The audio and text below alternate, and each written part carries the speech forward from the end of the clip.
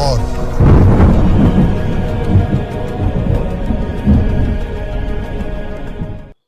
మహాగణుడు, మహోన్నతుడు,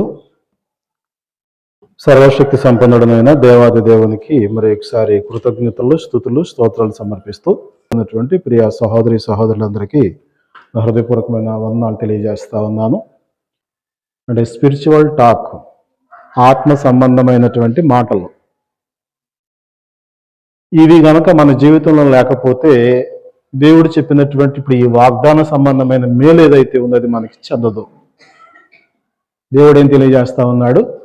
జీవమును ప్రేమించి మంచి దినములు చూడగోరువాడు చెడ్డ మాటలు పలుకుండా తన నాలుకను, కపటపు మాటలు పలుకొని తన పెదవులను కాపాడుకుని ఏం చేయాలి? మరి చెడును మానేసినప్పుడు మరొక మంచిని చేయాలి కదా. ఏం చేయాలి? ఎందుకు అంటే హృదయమైనా, నోరైనా, ఒక పాత్ర అయినా, ఒక ఇల్లు అయినా ఖాళీగా ఉంటే మరలా పాడైపోయే ప్రమాదం ఉంది. శుభ్రం చేసుకోవటం మంచిదే, కానీ శుభ్రం చేసిన స్థలంలో మనము దాన్ని ఉపయోగించుకుంటూ మేలుకరంగా దాన్ని అందరికి ప్రయోజనకరంగా ఉంచాల్సిన అవసరం కూడా ఉంది. అలాగే నిజంగా జీవాన్ని ప్రేమించే వారమైతే మానాలి అనేటువంటి మాటలను మానేసినప్పుడు మరి వేటిని మాట్లాడాలి అది కూడా క్లారిటీ మనకు ఉండాలి. ఎందుకు అనంటే నోటి మాటే మనం మంచివాళ్ళమా చెడ్డవాళ్ళమా అని తెలియజేస్తుంది. నోటి మాటే మన మనసులో ఉన్న భావాలను ఇతరులకు అర్థమయ్యేటట్టు చేస్తుంది. నోటి మాటలను బట్టి మనం మృదు స్వభావం గల వాళ్ళమా, కఠినమైన స్వభావం గల వాళ్ళమా కూడా తెలియజేస్తుంది. కాబట్టి మనం దేవునికి ఇష్టలుగా ఉండాలని కోరుకుంటున్నట్లయితే, దేవుడు తను ప్రేమించే వారికి ఇచ్చేటువంటి దీవెనలకు వారసులు అవ్వాలని మనం ఆశిస్తూ ఉన్నట్లయితే ఖచ్చితంగా మనం వేటిని గురించి అభ్యాసం కలిగి ఉండాలని దేవుడు తెలియజేస్తున్నాడో వాటిని క్లుప్తంగా మనం నేర్చుకునేటువంటి ప్రయత్నం చేయాల. మొదటి విషయాన్ని మనం జ్ఞాపకం చేసుకున్నట్లయితే, ప్రతిదినము మన జీవితంలో కొన్ని మాటలను అభ్యాసం చేయవలసినటువంటి అవసరం ఉంది. ప్రతిదినము అభ్యాసం చేయాలి. ఏం అభ్యాసం చేయాలి అని అంటే దేవుడు తెలియజేశాడు. ద్వితీయోపదేశకాండము 6వ అధ్యాయము 7వ వచనంలో, నీవు నీ కుమారులకు వాటిని అభ్యసింపజేసి నీ ఇంట కూర్చుండునప్పుడును, త్రోవను నడుచునప్పుడును, పండుకొనున్నప్పుడును, లేచినప్పుడును వాటిని గూర్చి మాట్లాడవలెను. గమనించండి, ఏం మాట్లాడాలి? మన ఇంట్లో మన కుటుంబ సభ్యుల మధ్యన ఎలాంటి మాటలు మాట్లాడాలి? ఒకసారి ఆలోచించండి. ప్రజెంట్ మన కుటుంబాల్లో ఎలాంటి మాటలు మాట్లాడుకుంటున్నాం? మన పిల్లల ముందు ఎలాంటి మాటలు మాట్లాడుతూ ఉంటాం? ఎవరిని గురించి మాట్లాడుతుంటాం? పాజిటివ్ వర్డ్స్ వాడతామా లేకపోతే నెగిటివ్ వర్డ్స్ వాడతామా? అలాగనే గతించిపోయినటువంటి మాటలు మాట్లాడుతూ ఉన్నాం అనుకోండి, సమయం వృధా తప్ప దాని వల్ల ఒరిగేది ఏవి ఉండదు. మరి దేని గురించి మాట్లాడుకోవచ్చును? ఈరోజు చేయవలసిన పని గురించి మాట్లాడుకోవచ్చును, భవిష్యత్తుని గురించి మాట్లాడుకోవచ్చును, అలాగనే భవిష్యత్తు ప్రణాళికకు అవసరమైన ప్రేరణ సంబంధమైన మాటల ద్వారా కూడా మనం బలపడవచ్చు. కానీ చాలా సందర్భాల్లో వాళ్ళు అలా చేశారు, వీళ్ళు ఇలా చేశారు, వీళ్ళు ఇలా మాట్లాడారు, వీళ్ళు ఇలా అన్నారు, ఇదేంటి అని ఇలాగ గతించిపోయినటువంటి మాటలన్నిటిని గురించి మనం సమయాన్ని వృధాగా గడిపేస్తూ ఉంటాం. అయితే దేవుడు ఇజ్రాయేలీయులు కనాన్ దేశం వెళ్ళిన తర్వాత దేవుని యొక్క మాటలు వాళ్ళ హృదయంలో మొదట ఉంచుకోవాలని వాళ్ళకి ఆజ్ఞాపిస్తూ, ఏవైతే నీ హృదయంలో ఉన్నాయో వాటిని ఏం చేయాలట? ఏం చేయాలి? నీ కుమారులకు వాటిని అభ్యసింపజేసి ఎప్పుడెప్పుడు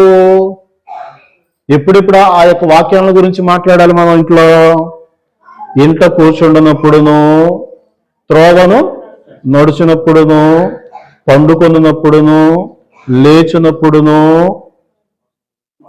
అంటే ఇంట్లో ఉన్న ప్రతి క్షణము మనం దేని గురించి మాట్లాడాలి? దేవుని యొక్క వాక్య సంబంధం. అంటే కుటుంబాన్ని గురించి దేవుడు ఏం తెలియజేశాడు? అదాక ఇంట్లో ప్రార్థన గురించి ఏం మాట్లాడుతూ ఉండి అంటారేమో. భార్య భర్తలు ఎలాగుండాలి, తల్లిదండ్రులు ఎలాగుండాలి, పిల్లలు ఎలా ఉండాలి, యవన ప్రేమ ఎలా ఉండాలి, ఇవన్నీ దేవుడికి తన గ్రంథంలో తెలియజేయలేదు కుటుంబానికి. మరి వాటన్నిటిని గురించి మాట్లాడొచ్చిందిగా. ఒక యోసేపుని గురించి మాట్లాడండి, యవనస్తులను షడ్రకు మేషకు అబద్ధం గురించి మాట్లాడండి, బాల్యంలో గొర్రెల కాస్తూ కూడా దేవుని ఎలాంటి భయభక్తులు కలిగి ఉన్నాడు, ఎలాంటి వ్యక్తిత్వం కలిగి ఉన్నాడు, దావీదుని గురించి మాట్లాడండి. ఇలాగన మన ఇంట్లో ప్రతి సందర్భంలో మాట్లాడవలసినటువంటి మాటలు లోక సంబంధమైనవి కావు. నిజంగా మన ఆత్మ సంబంధమైతే బైబిల్ సంబంధమైన దేవుని సంబంధమైనటువంటి మాటలను ప్రతినిత్యము వినిపించేటట్లుగా పిల్లలకు మనం మాట్లాడుతూ ఉండాలి. అందుకే దేవుడు అన్నాడు, మొదటవి నీ హృదయంలో ఉండాలా. నీ హృదయంలో ద్వేషం ఉందనుకుంటే ఆ ద్వేషంతోనే మాట్లాడతావు ఇంట్లో. నీ హృదయంలో అసూయ ఉందనుకుంటే అసూయతోనే మాట్లాడతావు ఇంట్లో. అదే వాళ్ళకి ఫీడ్ చేస్తూ ఉంటాం. ఎవరికి? ఇంట్లో వాళ్ళు కూడా అదే ఫీడ్ అయిపోతూ ఉంటుంది. మనం ఎవరినైతే ద్వేషిస్తూ మాట్లాడుతున్నామో అలాగే మన పిల్లలకు మన ఇంట్లో వాళ్ళు కూడా వాళ్ళ మీద ద్వేషం అనేదే పెరిగిపోతుంటుంది. అందుకని ఏమంటున్నాడు అంటే వాటిని గురించి మాట్లాడాలి, అలాగనే వాటిని సూచనగా చేతికి కట్టుకోవాలి, అలాగే నీ ఇంటి ద్వార బంధువుల మీద గౌనుల మీద వాటిని వ్రాయాలి. ఎప్పుడు నీ కళ్ళ ముందు కనిపించేటట్టు రాయాలి. చూసినటువంటి వాక్యాలు పదే పదే మనల్ని ప్రేరణ గుర్తు చేస్తాయి. నాకు ఈ పద్ధతి బాగా ఇష్టం. నాలో ఏదైతే బలహీనత ఉందో ఆ బలహీనత సరి చేసుకునేటువంటి ఒక వాక్యాన్ని నా హృదయం గుర్తు చేసుకున్నప్పుడు దానిని ఒక పేపర్ మీద రాసుకొని ఎప్పుడు ఎదురుగుండా కనిపించేటువంటి స్థలంలో పెట్టుకుంటాను. అదేం చేస్తూ ఉంటుంది? ప్రతిసారి నన్ను గుర్తు చేస్తూ ఉంటుంది. అలా గుర్తు చేస్తున్నప్పుడు నేను సరిచేయబడతా ఉంటాను. అది అవసరం. నీకైనా నాకైనా మనందరికి ఎవరికైనా అది అవసరం. దాని గురించి మాట్లాడాలి. వేటిని గురించి మాట్లాడాలి పిల్లలతోటి? గమనించండి. ఎందుకు అనంటే ఈ రోజున పెద్దలు భక్తి చేస్తా ఉన్నారు కానీ ఆ భక్తి యొక్క విలువ కానీ దాని యొక్క బాధ ఇబ్బంది పిల్లలకు అర్థం కావట్లా. ఎందుకని చెప్పట్లేదు, వాళ్ళకి నేర్పించట్లేదు. దేవుని సంబంధమైన సంగతుల గురించి మాట్లాడట్లేదు ఇంట్లో. కేవలం మందిరానికి వెళ్ళినప్పుడు మాత్రమే, చర్చికి వెళ్ళినప్పుడు మాత్రమే. అక్కడ ఏదైనా 10 మాటలు వింటే ఒకటైనా గుర్తుంటుందో లేదో తెలియదు. అందుకని అభ్యాసం డైలీ ఎక్కడ జరగాలి? ఇంట్లో జరగాలి. మన కుటుంబాల్లో మన యొక్క కుటుంబ సభ్యుల మధ్యన సంభాషణకు వస్తున్నాయా? ఇలాంటి సంభాషణలు లేకపోవటం వల్లే మనలో భక్తి అనేటువంటిది అంతంత మాత్రంగానే ఉంటుంది. ప్రార్థన చేసేటప్పుడు కూడా పదాలు తడుముకోవాల్సిన పరిస్థితి వస్తుంది. అలాగనే దేవుని సంబంధమైన మాటలు మాట్లాడాలి అని అంటే భయం వేస్తుంది. ఎందుకు? అవి లేవు, లోపల స్టోరేజ్ లేదు. వాటిని డైలీ అభ్యాసం చేస్తే వాటిని గురించి మాట్లాడుతూ ఉంటే అది ఎక్కడైనా మాట్లాడేదానికి ఎనర్గళంగా వచ్చేస్తుంది. మనం అభ్యాసం చేయకుండా ఉండటాన్ని బట్టి వాటి గురించి మాట్లాడటానికి వెరవటాన్ని బట్టి అవి మనకి అవమానకరంగా తోస్తా ఉన్నాయి. ఇది మనకి అంటే దేవుని మాటలను గురించి ఇంట్లో మాట్లాడుకోవటం అనేది ఒక అలవాటుగా ఉండాలండి. దేవుని వాక్యములను గురించి దేవుడు ఏం మాట్లాడమన్నాడో ఆ మాటలను గురించి మన ఇంటిలో రోజు మాట్లాడుకోవడం ఒక అలవాటైపోవాలి. అది ఎందుకు అలవాటు అవ్వాలి అని అంటే మలాకి గ్రంథం 3:16 మనం గమనించినప్పుడు అప్పుడు యెహోవా యందు భయభక్తులు గలవారు ఒకరితో ఒకరు మాట్లాడుకొనుచుండగా యెహోవా చెవియొగ్గి ఆలకించను, మరియు యెహోవా యందు భయభక్తులు కలిగి ఆయన నామమును స్మరించుచూ ఉండు వారికి జ్ఞాపకార్థముగా ఒక గ్రంథం ఆయన సముఖమందు వ్రాయబడును. ఎన్నిసార్లు చదువుకున్నట్టు ఈ మాటలు మనం తెలుసు మనకి. కానీ ఈ మాట ఏ సందర్భంలో చెప్పాడో దాని బ్యాక్గ్రౌండ్ చూద్దాం. 13వ వచనం నుంచి మనం గమనిస్తే యెహోవా సెలవిచ్చింది ఏమనగా, నన్ను గూర్చి మీరు బహు గర్వపు మాటలు పలికి, ఎవరిని గురించి? దేవుని గురించి గర్వ మాటలు పలికి నిన్ను గూర్చి ఏమి చెప్పితిమని మీరు అడుగుదురు. దేవుని సేవ చేయటం నిష్ఫలమనియో, ఆయన ఆజ్ఞలను గైకొనిన సైన్యముల తరపున యెహోవా సన్నిధిని మనము దుఃఖాక్రాంతులుగా తిరుగుట వలన ప్రయోజనమేమనియో, గర్విష్ఠులు ధన్యులగుదురనియో, యెహోవాను శోధించు దుర్మార్గులు వర్ధిల్లుదురనియో, వారు సంరక్షణ పొందుదురనియో మీరు చెప్పుకొనుచున్నారు. ఎలా ఉందంటే ప్రజల్లో సంభాషణ? ఆ సేవ సేవ అంటారు. సేవ చెప్తే ఏమవుతుంది? దేవుని సేవనే నిష్ప్రయోజనం. ఆయన ఆజ్ఞలను గైకొనటం వలన, ఆ గైకొనటానికి దేవుని సేవలో దుఃఖాక్రాంతులై మెలగటం వలన ఏం ప్రయోజనం? మారు మనసు పొందితే ఏమవుతుంది? గర్విష్ఠులే ధన్యులు అవుతారు, యెహోవాను శోధించిన దుర్మార్గులే వర్ధిల్లుతారని ప్రజలు అనుకుంటున్నారట. ఆ సందర్భాలు అంటున్నాడు 16వ వచనంలో. అప్పుడు అందరు ఎలా అనుకుంటుంటే, అప్పుడు యెహోవా యందు భయభక్తులు గలవారు ఒకరితో ఒకరు మాట్లాడుకొనుచుండగా యెహోవా చెవి యొగ్గి ఆలకించింది. చెవి యొగ్గి అంటే మనం అంటాం కదా, ఒక చెవి వేసాను అంటే అర్థం ఏంటి?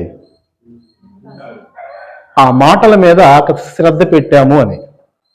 ఎక్కడో దూరంగా మాట్లాడుకుంటున్నారు, పట్టించుకోకపోతే మనం అవి వినలేము. కానీ అవి మనకి ఏంటో తెలియాలి అంటే ఏం చేస్తాం? ఇక్కడ ఉండి కూడా ఆ మాటల మీద మనసు పెడతాం. చెవి జాగ్రత్తగా ఆలకించు అని చెవికి పని అప్పచెప్పి జాగ్రత్తగా మనసు పెడతాం. అప్పుడు అవి మనకు కాస్త విని అర్థం చేసుకునే అవకాశం ఉంది. ఇప్పుడు ప్రజలందరూ ఎలాగుంటే, గర్విష్ఠులుగా ఉండేదానికి, తిరుగుబాటు చేసేదానికి, దేవుని మాటలో ప్రయోజనం లేదనుకుంటూ, సేవ నిష్ప్రయోజనం అనుకుంటూ, గర్వంగా మాట్లాడుకుంటూ ప్రజలు ఉంటూ ఉంటే, దేవుడు ఏమంటున్నాడంటే, యెహోవా యందు భయభక్తులు గలవారు ఒకరితో ఒకరు మాట్లాడుకుంటుండగా యెహోవా చెవి యొగ్గి ఆలకిస్తున్నాడు. ఏమండి, ఆయనకేం పని లేదా? అది ఎలాగుంటుందంటే, యెహోవా చెవి యొగ్గి ఆలకించడం అన్నదంటే,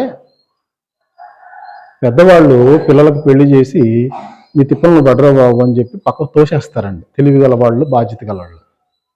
నీకెందుకు, నా కొడుకు వేరే ఉండాల్సిన పని ఏంటి, అంత ఇబ్బంది వచ్చింది అని ఇలాగ మాట్లాడరండి. జాగ్రత్తలు నేర్పించేవారు, వారి భవిష్యత్తు గురించి ఆలోచించేవాళ్ళు ఏం చేస్తారంటే, ముందుగానే వాళ్ళని పక్కకి సపరేట్ చేసేస్తారండి. చేసేసి ఏం చేస్తున్నారు వీళ్ళ పరిస్థితి ఏంటి అని పైనుండి అబ్జర్వ్ చేస్తూనే ఉంటారండి. కొన్ని సందర్భాల్లో వాళ్ళు ఇబ్బంది పడుతూ మాట్లాడుకున్న మాటలను కూడా ఆలకిస్తూ ఉంటారండి. ఎందుకు ఆలకిస్తారు? ఎందుకు వాటిని పట్టించుకుంటారు? అయ్యో, వీళ్ళు జాగ్రత్తగా బ్రతికేదానికి ప్రయత్నం చేస్తున్నారు, కానీ వాళ్ళ స్థితి వాళ్ళకి చాలటం లేదు కనుక వాళ్ళ విషయంలో ఏదైనా నేను చొరవ తీసుకుని సహాయం చేయాలి, వాళ్ళకి అండగా ఉండాలనేటువంటి ఆలోచనతో చేస్తారండి. ఒక బాధ్యత కలిగిన తల్లిదండ్రులు ఎలాగైనా చేయగలిగితే, యెహోవా యందు భయభక్తులు కలిగిన వారు ఒకరితో ఒకరు మాట్లాడుకుంటూ ఉంటే యెహోవా చెవియొగ్గి ఆలకిస్తా ఉన్నాడు అంటే నిజంగా వాళ్ళ మీద మనసు పెట్టుతున్నాడనే కదా దాని అర్థం. మరి పనికి మాలిన మాటలు మాట్లాడుకుంటే ఇంట్లో ఎవరు ఆలకిస్తారు? వ్యర్థమైన మాటలు మాట్లాడుకుంటే ఎవరు ఆలకిస్తారు? సాతాను సంబంధమైన మాటలు మాట్లాడుకుంటే ఎవరు జోక్యం చేసుకుంటారు? ఇలా అన్నాడు కానీ నిజంగా జరుగుద్ది అంటారా? ఏది? యెహోవా యందు భయభక్తులు గల ఒకరితో ఒకరు మాట్లాడుకుంటూ ఉంటే యెహోవా చెవి ఎగ్గి జరుగుద్ది అంటారా? దానికి ఉదాహరణ మీకు తెలియజేస్తాను, చూడండి. లూకా సువార్త 24వ అధ్యాయము 13వ వచనం నుంచి కొన్ని వచనాలను చదువుదాం. నిజంగా దేవుని యందు భయభక్తులు గల ఎవరు మాట్లాడుకుంటే దేవుడు ఆలకిస్తాడా, వాడితో ఉంటాడా అనేటువంటిది రుజువులు మనం చూసుకుందాం. లూకా సువార్త 24వ అధ్యాయం 13వ వచనంలో, ఇదిగో ఆ దినమందే. ఏంటి? ఏ దినమందు? యేసు ప్రభువు వారు తిరిగి లేచినటువంటి రోజున, ఆదివారమున. అది ఒక సందర్భం. ఆ దినమందే వారిలో ఇద్దరు యెరూషలేమునకు ఆమడ దూరమున ఉన్న ఎమ్మాయి అనే గ్రామమునకు వెళ్ళుచు జరిగిన ఈ సంగతులన్నిటిని గురించి ఒకరితో ఒకరు సంభాషించుచుండిరి. వారు సంభాషించుచు ఆలోచించుకొనుచుండగా యేసు తానే దగ్గరకు వచ్చి వారితో కూడా నడిచెను. గమనించండి, సందర్భం ఏంటి అనంటే, 3 రోజుల క్రిందట ఒక ఆయన్ని భయంకరమైన శిలువ మరణం ద్వారా చంపేశారు. ఆయన సమాధి చేశారు. ఆయన తిరిగి లేస్తాను 3వ దినాన అని తన శిష్యులతోనూ అందరితోనూ చెప్పాడు. కాబట్టి ఆ 3వ దినాన తిరిగి లేచినట్లుగా మొదట మరియ అనేటువంటి సోదరి చూసింది. ఆ తర్వాత కొంతమంది అపోస్తులకు ఆయన ప్రత్యక్షమయ్యాడు. ఈ సంగతులను గురించి ఇద్దరు ప్రయాణం చేస్తూ వేరే యెరూషలేముకి పక్కన ఉన్నటువంటి ఎమ్మాయి అనే గ్రామానికి ప్రయాణం చేసుకుంటూ ఈ మాటల గురించి మాట్లాడుకుంటూ సంభాషించుకుంటూ వెళ్తా ఉన్నారట. ఏ మాటల గురించి? ఆయన మరణాన్ని గురించి, ఆయన సమాధిని గురించి, ఆయన పునరుత్థానాన్ని గురించి, దీని కొరకు లోకంలో ఎలాంటి కుట్రలు జరిగాయి, వీటన్నిటిని గురించి మాట్లాడుకుంటూ సంభాషించుకుంటూ వెళ్తా ఉంటే ప్రభు వచ్చి వాళ్ళతో పాటు చేరాడండి. ఉం? అక్కడేమో పాత నిబంధనలో చెవి ఎగ్గి ఆలకిస్తున్నాడు అన్నాడు, అంతే. చెవి ఎగ్గి ఆలకించడానికి కూడా సమీపించాల్సిందే, అవునా కదా? చెవి ఎగ్గి ఆలకించాలన్నా దగ్గరకు వచ్చి చెవి ఎగ్గి ఆలకించాలి. ఇప్పుడు వీళ్ళు మాట్లాడుకుంటూ ఉంటే యేసు ప్రభు వారు వచ్చి వాళ్ళతో మాట్లాడి వాళ్ళతో చేరి అంటున్నాడు, మీరు దేని గురించి మాట్లాడుకుంటున్నారు, ఏంటి మీరు మాట్లాడే సంగతులు ఏంటి అని అన్నాడు. వాళ్ళు అంటారు, నీకు ఒక్కడికే తెలియదా ఏంటి ఈ సంగతులన్నీ? మొత్తం యెరూషలేము చుట్టుపక్కల ఉన్న ప్రదేశాలన్నీ కూడా ఇంత వింతగా మాట్లాడుకుంటూ ఏదో జరిగిపోయినట్లుగా భావిస్తా ఉంటే నువ్వు ఒక్కడు తెలియనట్టున్నావని ఆయనకు మళ్ళీ ఈ జరిగిన సంగతులను చెప్తున్నారు వాళ్ళు. ఊరికి యేసు ప్రభుకి చెప్తున్నారు. అలాగని వాళ్ళు మాట్లాడుకుంటూ వెళుతూ వాళ్ళు వెళ్ళాల్సిన గ్రామానికి వచ్చేసారు. వచ్చేసిన తర్వాత 29వ వచనం నుంచి, ఇంతలో తాము వెళ్ళుచున్న గ్రామం దగ్గరకు వచ్చినప్పుడు ఆయన ఇంకా కొంత దూరము వెళ్ళునట్లు అగుపడగా వారు సాయంకాలము కావచ్చినది, ప్రొద్దు గ్రుంకినది, మాతో కూడా ఉండుమని చెప్పి ఆయనను బలవంతము చేసిరు గనుక ఆయన వారితో కూడా ఉండుటకు లోపలికి వెళ్ళాను. అంటే వీళ్ళ సంభాషణ ఎలా సాగుతుందంటే, వీళ్ళిద్దరేమో ఈ అమ్మాయి గ్రామానికి వెళ్ళేవాళ్ళలాగాను, యేసు ప్రభు ఏమో వీళ్ళకంటే ఇంకా దూరం వెళ్ళేవాళ్ళలాగాను వాళ్ళు మాట్లాడుకున్నారు. ఓకే, ఇప్పుడు ఆ ఊరు దగ్గరకు వచ్చేసినాక ఇప్పుడు అటు పొద్దుపోయింది కదా, ఇంకా చీకటి పడిపోతుంది, ఎలా ప్రయాణం చేస్తావు, ఈ పూటకు మా దగ్గర ఉండి తెల్లారి వెళ్ళొచ్చును అని చెప్పి అన్నారు. ఆయన కూడా వాళ్ళతో పాటు లోపలికి వెళ్ళాడు. ఉపయోగం, ఆయన వారితో కూడా భోజనము కూర్చుంటున్నప్పుడు ఒక రొట్టెను పట్టుకుని స్తోత్రము చేసి దాన్ని విరిచి వారికి పంచిపెట్టగా వారి కన్నులు తెరవబడి ఆయనను గుర్తుపట్టిరి. అంతటా ఆయన వారికి అదృశ్యుడాయను. అంటే ఇప్పుడు వరకు ఎవరు తమతో ఉన్నారో, ఎవరితో మాట్లాడుతున్న ఈ సంగతులు వారికి ఏమీ తెలియలా. ఎప్పుడైతే ప్రభువారు వారి ముందు రొట్టెకు ప్రార్థన చేసి దాన్ని విరిచి వాళ్ళకు పంచిపెట్టాడో అప్పుడు వాళ్ళ కన్నులు తెరవబడి ప్రభు అని గుర్తుపెట్టారు. ఇలాగా ఆయన అదృశ్యమైపోయాడు. ఇప్పుడు వాళ్ళ సంభాషణ చూడండి, 32వ వచనం. అప్పుడు వారు, ఆయన త్రవలో మనతో మాట్లాడుచు లేఖనములను మనకు బోధపరచినప్పుడు మన హృదయం మనలో మండుచుండలేదా అని ఒకరితో ఒకడు చెప్పుకొనిరి. గమనించండి, ఎప్పుడైతే మనుషులు మాట్లాడుకునే లోక సంబంధమైన మాటలన్నీ మాట్లాడుకోకుండా యేసుక్రీస్తుని గురించి, ఆయన చేసిన త్యాగాన్ని గురించి, ఆయన కృపను గురించి మాట్లాడుకుంటూ వీళ్ళు సంభాషణ చేసుకుంటూ వెళ్తా ఉన్నారో అప్పుడు ప్రభువే వచ్చి వాళ్ళతో జాయిన్ అయ్యాడు. జాయిన్ అయ్యి ఇంకా వీళ్ళకి తెలియనటువంటి సంగతులు అనేకం వాళ్ళకి బోధ చేసాడు. ఎంత ధన్యులండి వాళ్ళు.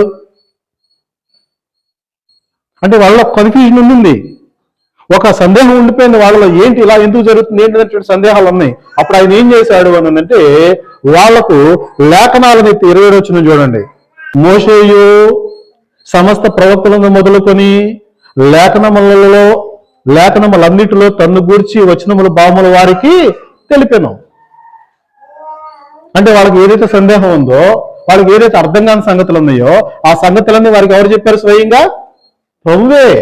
మోషే రాసినటువంటి గ్రంథంలోను, కీర్తనలోను, పాత నిబంధనలు ఉన్నటువంటి అనేక వచనాలన్నీ తీసుకుని వచ్చి వీళ్ళకు చక్కగా వివరంగా చెప్పాడు.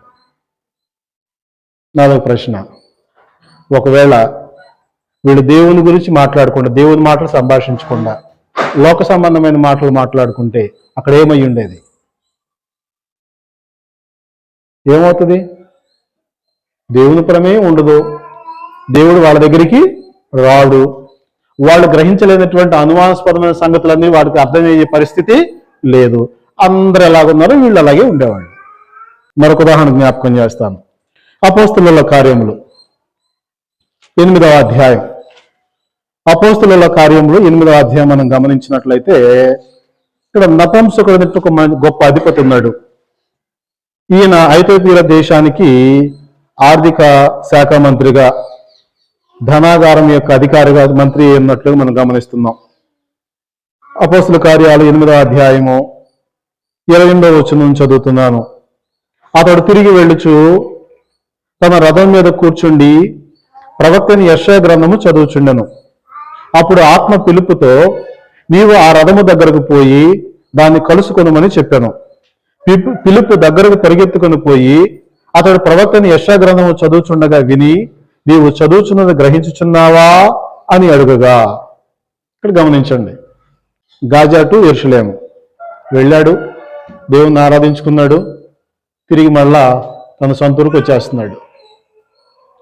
వచ్చేస్తూ దారిలో ఏం చేస్తున్నాడు అంటే యెషయా గ్రంథాన్ని చదువుతున్నాడు. అతడు ప్రయాణం చేస్తూ కూడా ఏం చేస్తున్నాడు, యెషయా గ్రంథాన్ని చదువుతున్నాడు, కానీ అర్థం కావట్లా. ఇది సమస్య. చదువుతున్నాడు కానీ అర్థం కావట్లా.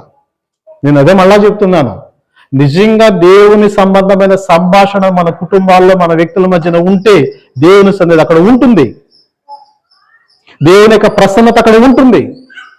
గమనించండి, ముందు మనం చదివినటువంటి వాక్య భాగంలో క్లోయోప అనేటువంటి అతను మరొకరు అక్కడ సంభాషణ చేసుకుంటూ వెళ్తా ఉంటే ప్రభు వచ్చి తానే వాళ్ళ మధ్యలో జాయిన్ అయ్యాడు. ఇప్పుడు నపుంసకుడు వాక్యాన్ని చదువుతున్నాడు కానీ అర్థం కాక కన్ఫ్యూజన్ లో ఉంటే దేవుడు అతని ఆసక్తిని గమనించి ఇప్పుడు సమరయలో ఉన్నటువంటి పిలుపును అతని దగ్గరికి పంపించాడు.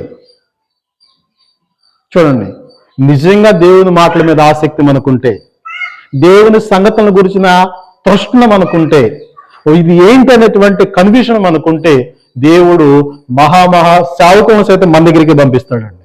మన దగ్గర ఉండాలి ఆ కోరిక. అప్పుడు పిలుపు అంటున్నాడు, అతను ఆ రథంతో పాటు పరిగెడుతూ అతను యెషయా గ్రంథం చదువుతున్నాడని తన చదవటం బట్టి వీనంటున్నాడు, నువ్వు చదువుతున్నా గ్రహించావా అని అడిగాడు. వెంటనే అంత నాయకుడు అంటున్నాడు, ఎవడైనా త్రోవ చూపుకుంటే నాకు ఎలా తెలుసుద్దయ్యా అన్నాడు. అని రథమాత్మని పిలుపుని ఎక్కించుకున్నాడు. మళ్ళా ప్రయాణం వెళ్ళిపోతా ఉన్నారు. ఆ యొక్క అర్థం కానటువంటి సంగతుల గురించి పిలుపు నపుంసకుడికి వివరిస్తూ ఏ మాటలు చెప్పాడు, 34వ వచనం. అప్పుడు నపుంసకుడు ప్రవక్త ఎవరిని గూర్చి ఇలాగ చెప్పుచున్నాడు, తన్ను గూర్చియా వేరొకరిని గూర్చియా, దయచేసి నాకు తెలుపుమని పిలుపుని అడిగాను. అందుకు పిలుపు నోరు తెరచి ఆ లేఖనమును అనుసరించి, ఏ లేఖనాన్ని, అతను ఏదైతే చదువుతూ కన్ఫ్యూజన్ గా ఉన్నాడో అదే లేఖనాన్ని అనుసరించి, అదే వాక్యాన్ని అనుసరించి అతనికి యేసును గూర్చిన సువార్త ప్రకటించారు. అంటే అతను చదివేటువంటి వాక్య భాగం ఏది అంటే యెషయా గ్రంథం 53వ అధ్యాయం చదువుతున్నాడు. ఆ అధ్యాయం అంతా కూడా యేసు ప్రభు పొందబోయేటువంటి శ్రమలను గురించి, ఆయన ఏ విధంగా శ్రమలు పెడతారో, ఏ విధంగా నలగొట్టబడతాడో, ఏ విధంగా విడుదల దయచేస్తాడో, ఈ విషయాలన్నిటిని గురించి వివరణ 53వ అధ్యాయంలో యెషయా గ్రంథంలో ఉంది. అది చదువుతాడుగా అతనికి అర్థం కావట్లా. అప్పుడు ఇది ప్రవక్త యెషయా గురించి కాదు, యెషయా ప్రవక్త యేసుక్రీస్తు గురించి చెప్పాడనేటువంటి ఆ వివరణ అంతా ఇచ్చేటప్పటికీ అతని హృదయం వెలిగింపబడింది. అలా ప్రయాణం చేస్తా ఉన్నారు. ఇదిగో నీళ్లు, బాప్తీసుండకు నాకు ఆటంకం ఏంటని చెప్పేసి రథం ఆత్మని ఆజ్ఞాపించి వెంటనే ఇద్దరు నీళ్లకు దిగారు. పిలుపు నపుంసకుడు బాప్తిసం ఇచ్చాడు. ఇద్దరు బయటకు వచ్చారు. నపుంసకుడు తన దారిని తన సంతోషంతో వెళ్ళిపోయాడు. అంటే ప్రయాణం చేస్తూ కూడా వాక్యాన్ని నేర్చుకోవచ్చా? ఎందుకు నేర్చుకోకూడదు? ఇంట్లో కూర్చున్నప్పుడు కూడా వాక్యాన్ని గురించి మాట్లాడుకోవచ్చా? ఎందుకు మాట్లాడుకోకూడదు? టీవీ ఉంటే ఉండేమో, దాని రిమోట్ మన చేతిలో ఉన్నట్టుగానే ఆ ప్రోగ్రామ్ కంట్రోల్ చేసే రిమోట్ మన మైండ్లో ఉండాలి. ఈరోజు అదొక వ్యసనం అయిపోయింది చాలా మందికి. ఇతర వస్తువులకు ఆధీనంలోకి మనం వెళ్ళిపోతున్నాం. అది మన అవసరం కోసం మనం సిద్ధం చేసుకున్న వస్తువు. అది ఆ ప్రోగ్రామ్స్ మనం డామినేట్ చేయకూడదు. కావాలంటే చూడాలంటే మానేయగలగాలి. అలాగన ఎప్పుడైతే దేవుని యొక్క వాక్య సంబంధమైన సంగతుల గురించి మాటలు మాట్లాడుతూ ఉన్నామో దేవుడే మన మధ్యలోనికి దిగొస్తాడు. కాబట్టి మన యొక్క సంభాషణ ఆత్మ సంబంధమైన వారికి తగినట్లుగా ఉండాలండి. మన మాటలు ఆత్మీయులకు తగ్గట్టుగా ఉండాలండి. ఎందుకు? జీవాన్ని ప్రేమిస్తే, మంచి దినములను చూడగోరితే, దేవుడిచ్చే సమాధానకరమైన జీవితాన్ని మనం పొందుకోవాలి అనంటే మనము ఆత్మ సంబంధుల వలె మాట్లాడాలి. అందుకని పౌలు కూడా కొరింథీయులకు రాస్తూ ఏమంటున్నాడో చూద్దాం ఒక మాటని. కొరింథీయులకు రాసిన మొదటి పత్రిక 4వ అధ్యాయము 14వ వచనం మనం గమనించినట్లయితే, మిమ్మల్ని సిగ్గుపరచవలదని కాదు గాని నా ప్రియమైన పిల్లలని మీకు బుద్ధి చెప్పుటకు ఈ మాటలు వ్రాయిచున్నాను. కాబట్టి పౌలు చెప్పిన ఈ మాటలను చదివితే మనకి ఏమొస్తుంది? బుద్ధి వస్తుంది, జ్ఞానం వస్తుంది, భవిష్యత్తును గురించిన అవగాహన వస్తుంది, మన శ్రమల్లో ఎలా ఎదుర్కోవాలో కావాల్సినటువంటి ధైర్యం వస్తుంది. కనుక వీటిని అభ్యాసం చేయకుండా, వీటిని మాట్లాడకుండా వ్యర్థమైనటువంటి నిరర్ధకమైన మాటలు మాట్లాడుకుంటూ కూర్చుంటే ఏం ఉపయోగం? క్రైస్తవుల్లో కూడా కొంతమంది అలా ఉన్నారట. ఓరకనే పని పాట లేకుండా ఇంటింటికి తిరుగుతూ ముసలమ్మ ముచ్చట్లు మాట్లాడుకుంటూ గడిచిపోయిన కాలాన్ని గురించి అదే మాటల్లో తమ జీవితాన్ని వెళ్ళగక్కే వారు కూడా ఉన్నారట. అలాంటి వారిని గురించి అంటాడు, వాళ్ళు మరింత భక్తిహీనులు అయిపోతారు అంటాడు. అంటే ఇంతకుముందు ఏ విధంగా దేవుని దగ్గరికి రాకముందు ఉన్నారో అంతకంటే భయంకరమైన భక్తిహీనులుగా మారిపోతారంటాడు. కాబట్టి మనం ఏ మాటల్లో మాట్లాడుకోవాలనేటువంటి కొన్ని విషయాలు మనం జ్ఞాపకం చేసుకుందాం. మొదటిది, ఈ దేవుని యొక్క వాక్యాన్ని గురించి మాట్లాడుకుంటూ ఉంటే మనకు బుద్ధి కలుగుద్ది అనేటువంటిది పౌలు చెప్పిన మాటను బట్టి గ్రహిస్తున్నాం. అలాగే తెస్సలోనికీయులకు రాసిన మొదటి పత్రిక 4వ అధ్యాయం 18వ వచనం మనం గమనిస్తే, తెస్సలోనికీయులకు రాసిన మొదటి పత్రిక 4వ అధ్యాయం 18వ వచనం చూస్తే అక్కడ ఏమంటాడంటే, చివరి మాట, మీరు ఇట్టి మాటల చేత ఒకరినొకరు ఆదరించుకునండి అంటాడండి. ఏ మాటల చేత? ఏంటి సందర్భం ఏంటి అంటే, పరిశుద్ధులైనటువంటి దేవునికి పిల్లలు కొంతమంది భౌతిక సంబంధంగా చనిపోయినప్పుడు వారి ప్రియులు, కుటుంబ సభ్యులు చాలా దుఃఖంలోనూ బాధలోనూ చాలా విచారకరమైన స్థితిలో ఉంటారు. వారిని ఓదార్చడం ఎవరి తరం కాదు కొన్ని సందర్భాల్లో. కానీ యేసుక్రీస్తుని గురించి మనం తెలుసుకుని ఆ మాటలు మాట్లాడితే, యేసుక్రీస్తు ఇప్పుడు ఎక్కడున్నాడో, ఆయన లోకానికి వచ్చినప్పుడు ఏమయ్యాడో, ఇప్పుడు ఏం చేస్తా ఉన్నాడో, తర్వాత ఏం జరగబోతుందో, ఈ కార్యాచరణ అంతటిని గురించి వాక్యం ద్వారా మనం మాట్లాడినప్పుడు మనకేం కలుగుతుంది? ఆదరణ కలుగుతుంది. కాబట్టి ఈ మాటలు మాట్లాడుకోకుండా చనిపోయిన వారి ఇంటికి వెళ్ళి దుఃఖంలో ఉన్న వారి ఇంటికి వెళ్ళి మనం ఎన్ని మాటలు చెప్పినా వేస్ట్ అండి. కానీ దేవుని యొక్క వాక్యము, క్రీస్తు ప్రభు యొక్క మరణము, ఆయన పునరుత్థానము, ఆయన రాకడ గురించి చెప్పినప్పుడు మనకు మంచి నిరీక్షణ, ధైర్యం కలుగుతుంది. అలాంటి మాటలు మాట్లాడాలి. ఇంకా అలాగనే మనం గమనించినట్లయితే యాకోబు అయితే ఏమంటాడు అని అంటే, యాకోబు పత్రిక 1వ అధ్యాయం 19వ వచనంలో మనము మాట్లాడేదానికి నిదానించే వారమై ఉండాలట. దేనికి? మనకేమిష్టం?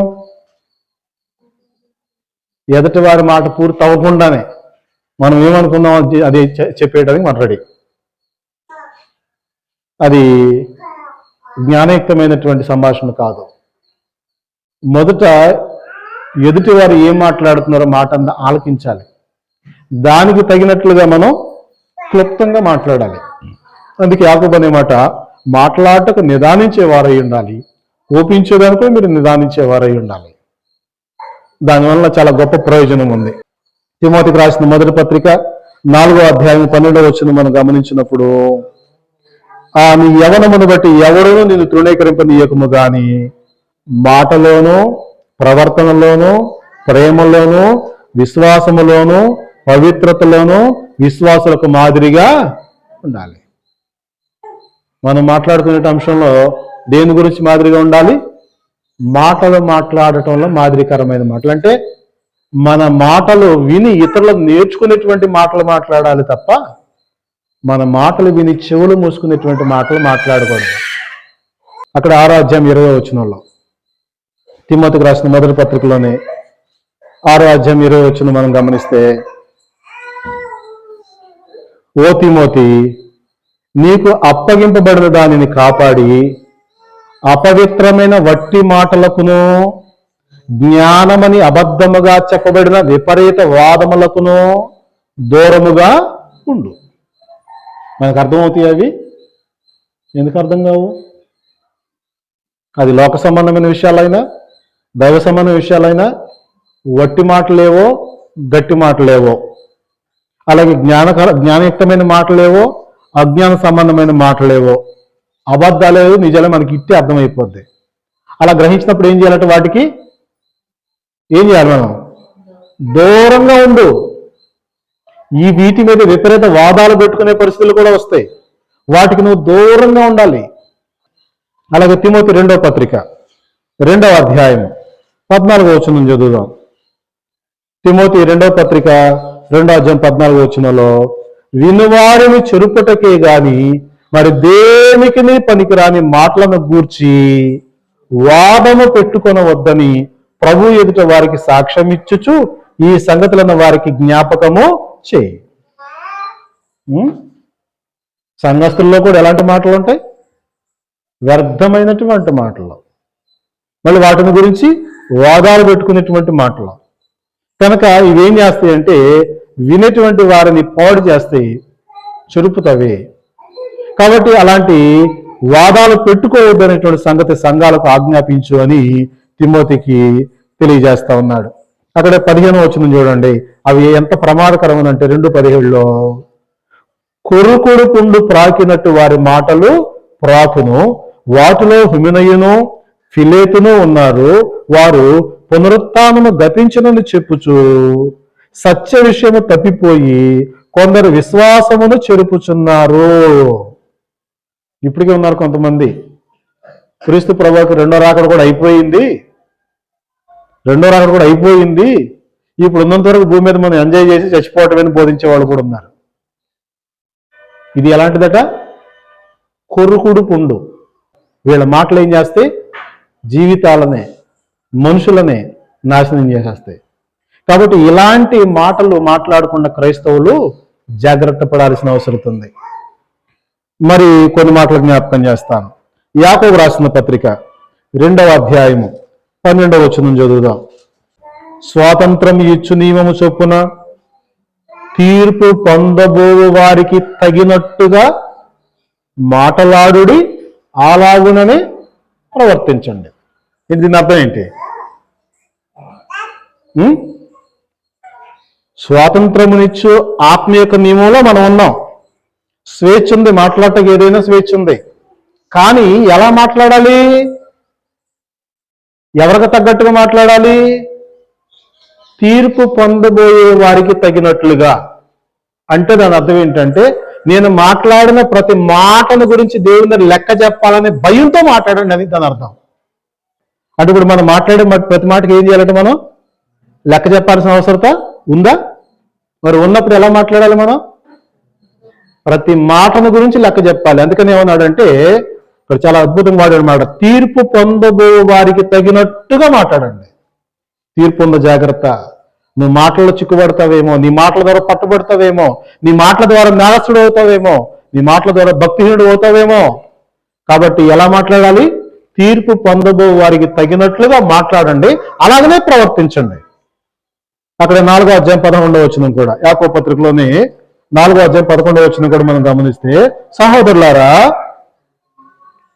ఒకనికి విరోధంగా ఒకడు మాట్లాడకుడి. ఇలా మాట్లాడకూడదు. ఒకరికి ఒకరు విరోధంగా మాట్లాడకుడి. తన సహోదరునికి విరోధముగా మాట్లాడి తన సహోదరునికి తీర్పు తీర్చువాడు ధర్మశాస్త్రమునకు వ్యతిరేకముగా మాట్లాడి ధర్మశాస్త్రమునకు తీర్పు తీర్చుచున్నాడు. సహోదరులకు వ్యతిరేకంగా మాట్లాడటం అంటే అర్థం ఏంటట? సహోదరులకు తీర్పు తీర్చడం అంట. దేవుడు అంటున్నాడు, నీవు నీ సహోదరుడికి విరోధంగా మాట్లాడి తీర్పు తీర్చడం వలన వాడికి తీర్పు తీర్చడం కదబ్బా, ధర్మశాస్త్రానికే తీర్పు తీర్చావు. దేనికి? దేవుని యొక్క వాక్యానికే తీర్పు తీర్చావు. కింద మాటలు చదువుదాం. నీవు ధర్మశాస్త్రములకు తీర్పు తీర్చిన ఎడల ధర్మశాస్త్రమును నెరవేర్చువాడవు కాక న్యాయము విధించువాడవైతివి. న్యాయం విధించేది ఎవరండి? దేవుడు ఒక్కడేనండి. మరి దేవుడు చేయాల్సిన పని మనం చేస్తే, అందుకని అంటున్నాడు, సహోదరులకు తీర్పు తీర్చకండి, సహోదరులకు విరోధంగా మాట్లాడకండి. అందుకే ఎఫెసు పత్రికలో అంటాడు, అవసరమును బట్టి క్షేమాభివృద్ధికరమైన అనుకూల వచనమే పలుకుడు గాని దుర్భాష ఏదైనా మీ నోట రానియకండి, ఇది మీకు తగదు అంటాడండి. కాబట్టి ఇలాంటి మాటలు దేవుని ఎదుట మనలను నేరస్తులుగా తీరుస్తాయి. యోధా పత్రిక 15వ వచనం, 14-15 కలిసి ఉన్నాయి. ఆదాము మొదలుకొని ఏడవ వాడైన హానోకు కూడా వీరిని గూర్చి ప్రవచించి ఇట్లా నేను, ఇదిగో అందరికి తీర్పు తీర్చుటకును వారిలో భక్తిహీనులందరూ భక్తిహీనులుగా చేసిన వారి భక్తిహీన క్రియలన్నిటిని గూర్చియు భక్తిహీనులైన పాపులు తనకు విరోధముగా చెప్పిన కఠినమైన మాటలన్నిటిని గూర్చియు వారిని ఒప్పించుటకును ప్రభు తన వేవేల పరిశుద్ధుల పరివారముతో వచ్చును. ఎక్కడ ఎవరిని మొదలుకొని? ఆదాము మొదలుకొని. ఆదాము తర్వాత ఏడో వాడంట ఎవరైనా? హానోకు. ఆయనను గాని ఇప్పటి వరకు బ్రతుకున్నటువంటి వారందరిలో ప్రభు వచ్చే సమయానికి ఎవరెవరుతున్నారో వారందరి భక్తిహీనులైన సరే అందరి యొక్క కఠినమైన మాటలన్నిటిని గురించి దేవుడు ఏం చేస్తాడు? ఒప్పిస్తాడట మనతోటి. కాబట్టి కఠినమైన మాటలు మాట్లాడితే ఈ లిస్టులో మనం కూడా ఉండాల్సిందే. తర్వాత చివరిగా ఒక మాట జ్ఞాపకం చేసుకుందాం. అక్కడ 17-18 వచనాలు. అయితే ప్రియులారా, అంత్యకాలమునందు తమ భక్తిహీనమైన దురాశల చొప్పున నడుచు పరిహాసకులందరినీ మన ప్రభుని యేసుక్రీస్తు అపోస్తులు పూర్వముందు మీతో చెప్పిన మాటలను జ్ఞాపకము చేసుకోనండి. అంత్యకాలమందు తమ భక్తిహీనమైన దురాశల చొప్పున నడుచుకొను పరిహాసకులు ఉంటారు, పరిహాసకులుందురని మన ప్రభువైన యేసుక్రీస్తు అపోస్తులు పూర్వముందు మీతో చెప్పిన మాటలను జ్ఞాపకం చేసుకుని. అపహాసం చేసేవాళ్ళు ఉంటారు, ఎగతాళి చేసేవాళ్ళు ఉంటారు అని వాళ్ళకు మనం కౌంటర్ ఇవ్వక్కర్లా.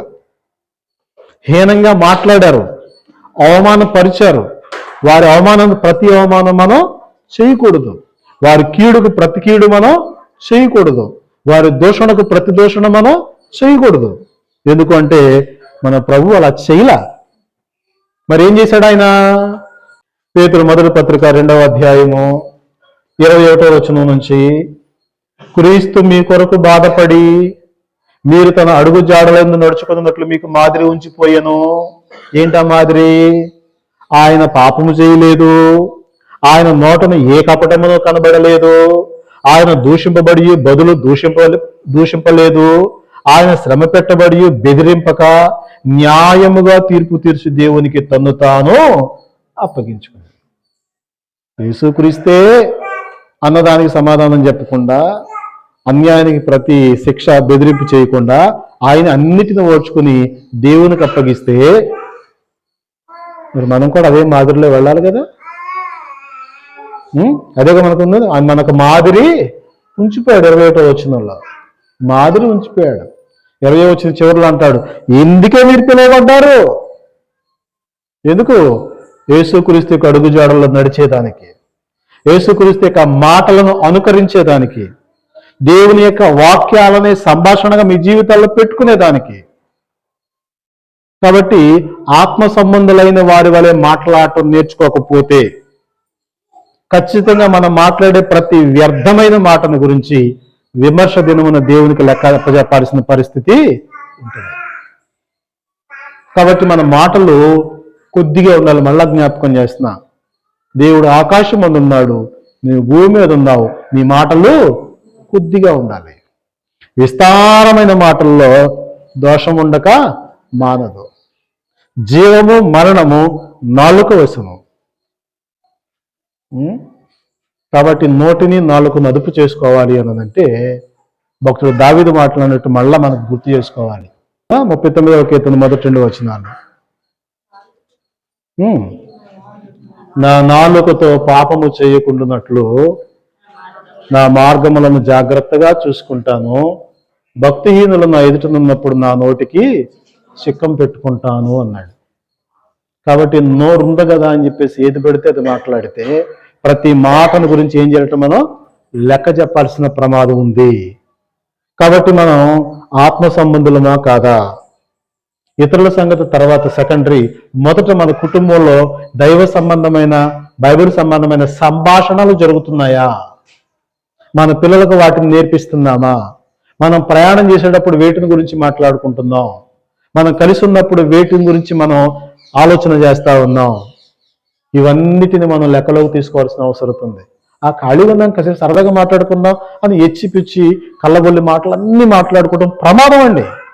అయితే ఆత్మ సంబంధులైనటువంటి వారి వల్లే డైలీ మనం దేవుని యొక్క వాక్యాలను మాట్లాడుకుంటూ అలాగనే వాటిని మన కుటుంబంలో అలవాటుగా పెట్టుకుని ఎప్పుడైతే వాటిని సంభాషణ చేస్తుంటామో దేవుని యొక్క సన్నిధి మన మధ్యలో ఉంటుంది.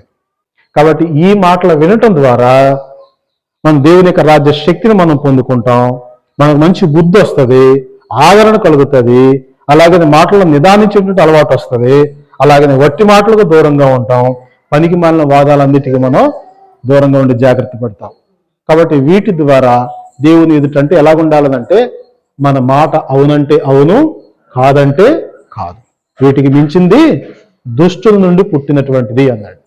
కాబట్టి ప్రభువు హెచ్చరిక చేసినట్లుగా మళ్ళా జ్ఞాపకం చేస్తున్న ముగింపులో మత్తయి సువార్త 12:36-37 వచనాల్లో, నేను మీతో చెప్పున్నదేమనగా మనుషులు పలుకు వ్యర్థమైన ప్రతి మాటను గూర్చియు విమర్శ దినమున లెక్క చెప్పవలసి ఉండును. నీ మాటలను బట్టి నీతిమంతుడు అని తీర్పు నొందుదువు, నీ మాటలను బట్టి అపరాధివని తీర్పు నొందుదువు. కాబట్టి మన మాటలే మన మీద సాక్ష్యాన్ని పలుకుతాయి. కాబట్టి ఆత్మ సంబంధమైన మాటలైతే తెలియని వాటిని కూడా దేవుడు తెలియజేసి మనం సక్రమైన దారిలో ఉంచుతాడు. లేదు దాన్ని పక్కన పెట్టేసి లోక సంబంధమైన మాటలు మాట్లాడితే కొన్ని సందర్భాల్లో వాక్యాన్ని అర్థం చేసుకునే సామర్థ్యం కూడా ఉండదండి. కాబట్టి మన జీవితాల్లో ఎంత విలువైనటువంటి స్థితిని దేవుడు మాటలకు పెట్టాడో ఆ విలువను కాపాడుకునేటట్టుగా నోటి మాటలతో ప్రభువుని స్తుతించేవారుగా, ఆయన కార్యాలను వల్లించి వాటిని ప్రచురించేవారుగా, ఆయన మహిమార్థమై మనం నోటిని ఉపయోగించేవారిగా మనం ఉన్నట్లయితే తద్వారా దేవుడి వాగ్దానం చేసిన ప్రతి ఆశీర్వాదానికి మనం వారసులు అవుతాం. ఇంకొద్ది వాక్యాన్ని ముగించుకుందాం. దేవుడు సాటి లేని దేవుడు, సర్వశక్తి గల సర్వోన్నతుడు యెహోవా.